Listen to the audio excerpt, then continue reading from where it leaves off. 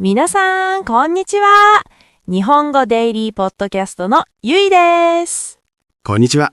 はるきです。ゆいさん、最近ポッドキャストのコメントを見ていますか？もちろんです。いつも皆さんのコメントを読むのがすっごく楽しみなんですよ。何か面白いコメントありました？ええ、その中で特に僕の心に残ったものがあるんです。あるリスナーさんから、尊敬語は難しいからぜひ教えてほしいというメッセージをいただきました。うわー、わかる。すっごくわかります、その気持ち。難しいですよね、尊敬語。私も日本語のネイティブですけど、未だに、これで合ってるかなって不安になるときありますもん。そうですよね。ネイティブでもそうなんだから、学習者の皆さんにとっては本当に大きな壁のように感じられるかもしれません。だからこそ、今日はその壁を乗り越えるお手伝いをしたいんです。いいですね。今日のテーマはズバリ。はい。敬語は怖くない最初のステップです。敬語の第一歩。よーし、頑張るぞー。ゆいさん気合が入ってますね。まずそもそも敬語ってどうして難しいと感じるんでしょうか？ゆいさんはどう思いますか？やっぱり種類が多いことかな。尊敬語でしょ？謙譲語でしょ？あと丁寧語？もう名前を聞くだけで頭がこんがらがっちゃう。それに動詞の形が全然変わっちゃうじゃないですか。行くがいらっしゃるになったり、召し上がるになったり、覚えることが多すぎる。なるほど。確かに専門用語や特別な動詞の形は難しく感じる大きな原因ですよね。僕もそう思います。でも一番大事な敬語の心というかコアになる考え方は実はすごくシンプルなんですよ。そうなんですか？敬語の心？はい。それは相手を上げるか自分を下げるか、この2つだけなんです。相手を上げる、自分を下げる。そうです。相手の行動について話すとき、相手をエレベーターでぐーっと上に上げるようなイメージ。これが尊敬語です。例えば、先生が来ますじゃなくて、先生がいらっしゃいますという。これは先生という相手を言葉で持ち上げているんですね。へえ、なるほど。エレベーターのイメージ、すごくわかりやすいです。じゃあ、自分を下げるっていうのは？それが謙譲語です。今度は自分が乗っているエレベーターをぐーっと下に下げるイメージ。相手は自然と自分より高い位置にいますよね。例えば、僕が先生の家に行くとき、明日先生のお宅に行きますという代わりに、明日先生のお宅に伺いますという、行くを伺うに変えることで、自分を低くして相手への敬意を表しているんです。うわー、面白い。上げる尊敬語と下げる謙譲語。この2つの考え方が基本なんですね。確かにそう考えるとちょっとだけシンプルに感じられるかも。ええ。そして僕たちが普段使っているですます。これが丁寧語ですね。これは相手を上げたり自分を下げたりするわけではなくて、ただ単に会話全体を丁寧にするための言葉です。だから、まずはこのですますをしっかり使えていれば、基本的なコミュニケーションは大丈夫なんですよ。そっか。全部をいきなり完璧にしなくてもいいんですね。まずはですます。そして少しずつ上げる尊敬語と下げる謙譲語にチャレンジしていくみたいな。その通りです。焦る必要は全くありません。敬語は相手を尊敬する気持ちを伝えるためのツールですから、その気持ちが一番大事なんです。なるほどな。気持ちが大事か。なんだか少し敬語と友達になれそうな気がしてきました。でも、春樹さん、理屈は分かったんですけど、やっぱりいざ話すとなると口から出てこないんですよ。私が一番最初に敬語でパニックになったのは高校生の時のアルバイトです。カフェの店員だったんですけど。アルバイト。敬語の練習にはもってこいの場所ですね。いわゆるバイト敬語なんて言葉もありますし。そう、もう毎日が試練でした。最初お客さんにちょっと待ってくださいって言っちゃって、先輩に、ゆいちゃん、少々お待ちくださいでしょってすっごく怒られたんです。それは多くの人が通る道ですね。少々お待ちください。これは本当に便利なフレーズです。本当に、ちょっと少々に待ってくださいをお待ちくださいにするだけでぐっと丁寧になりますもんね。このおプラス動詞のマス形プラスくださいのパターンはすごく便利でたくさん使いました。こちらにお座りくださいとか、あちらでお待ちくださいとか。素晴らしい。そのパターンは尊敬語の基本の一つです。相手に何かをお願いするときにとても丁寧な印象を与えられますね。他にはどんなフレーズをよく使いましたか？あとはやっぱり、いらっしゃいませとありがとうございました。これはもう1日100回くらい言ってましたね。それからお客さんが注文したコーヒーを持っていくとき、お待たせいたしましたって最初は噛みまくりでした。お待たせいたしましたですね。これも謙譲語の仲間です。待たせるという自分の行動をへりくだって表現しています。へえ、あれも謙譲語だったんだ。ただの決まり文句だと思ってました。そういえば一つ失敗談があって、アルバイトが終わって店の片付けをしていたら、店長がゆいちゃんお疲れ様って言ってくれたんです。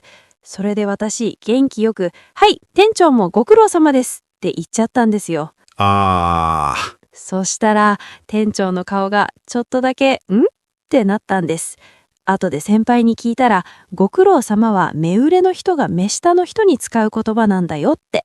目下から目上には、お疲れ様ですが正しいんだって。そうなんです。これは文化的な豆知識ですね。よく間違えるポイントです。ご苦労様ですは、相手の労働をねぎらうというニュアンスが強いので、基本的に自分より立場が上の人には使いません。ゆいさんの店長への言葉は、お疲れ様でしたが正解でしたね。もう顔から火が出るかと思いました。本当に難しい。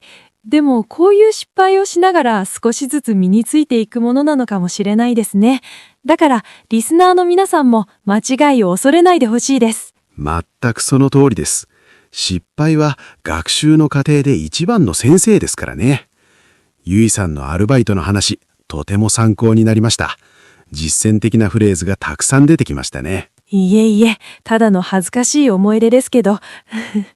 でもこうやって話すと一つ一つの言葉にちゃんと意味があるんだなって改めて勉強になります。さて、パート1では敬語の基本的な考え方。パート2ではゆいさんのアルバイト経験から実践的なフレーズを学びました。最後はもう少しステップアップして敬語を作るための便利な方法を一つ紹介したいと思います。敬語って作れるんですか？全部暗記しなきゃいけないと思ってました。もちろん、特別な動詞。例えば、行くがいらっしゃるや伺うのようなものは覚える必要があります。でも、すべての動詞に特別な形があるわけじゃないんです。そういう時に使える魔法のパターンがあるんですよ。魔法のパターン、教えてください。はい。まず、相手を挙げる尊敬語の作り方から。これはさっきゆいさんが言っていたお待ちくださいと似ています。パターンはおプラス動詞のマス形のマスを取ったものになりますです。おプラス動詞のマス形からマスを取ったものになります。例えば書きますだったら？いい質問ですね。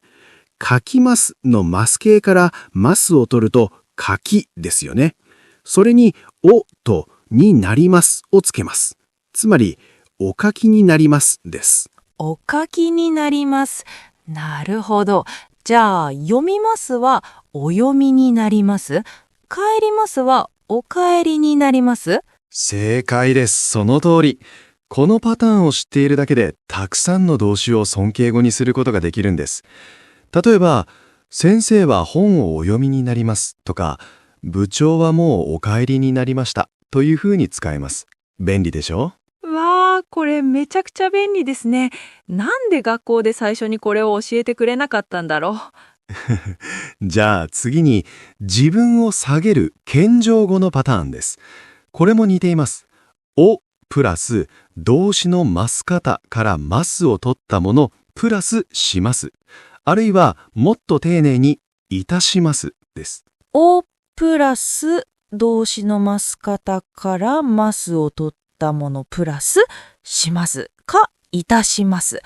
じゃあ荷物を持ちますだったら、その場合、お持ちしますになりますね。お客さんの荷物を持ってあげるときに、お荷物をお持ちしますと言えます。自分の行動だから自分を下げているわけです。なるほど。手伝いますだったらお手伝いします。送りますだったら送りします。わあ、これもすごい。これなら私にも作れそうです。ええ、もちろんこのパターンが使えない動詞も一部ありますが、N3 レベルくらいまでの多くの動詞はこの2つのパターンで敬語にすることができます。特別な動詞を覚えるのが大変だと感じたら、まずはこの作るパターンから試してみてください。これなら怖くないかも。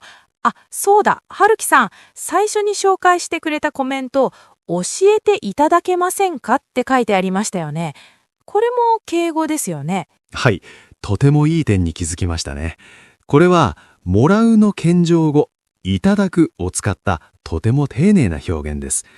ただ、文法的に言うと、お願いをするときは可能の形を使って、教えていただけませんかというのがより自然で一般的です。いただくじゃなくて、いただける。絵が一つ入るだけ？そうです。小さな違いですが、教えてもらうことは可能ですかというニュアンスになります。これもとても便利なフレーズなので、ぜひ覚えて使ってみてください。コメントをくださった方も、とても丁寧に伝えようとしてくれている気持ちが伝わってきて、本当に嬉しくなりました。本当ですね。一生懸命敬語を使ってくれようとしているのが伝わります。なんだか今日の話を聞いて、敬語に対するイメージがガラッと変わりました。難しいだけのものじゃなくて、相手への気持ちを伝えるための温かい言葉なんだなって。そう感じてもらえたなら僕も嬉しいです。敬語はコミュニケーションの道具です。完璧じゃなくても大丈夫。大切なのは相手を尊重する気持ちです。その気持ちがあればきっと相手に伝わりますよ。今日は本当に勉強になりました。春樹さん、ありがとうございました。もう私、明日から敬語マスターになれそうです。それは心強いですね。さて、今日の話をまとめましょうか。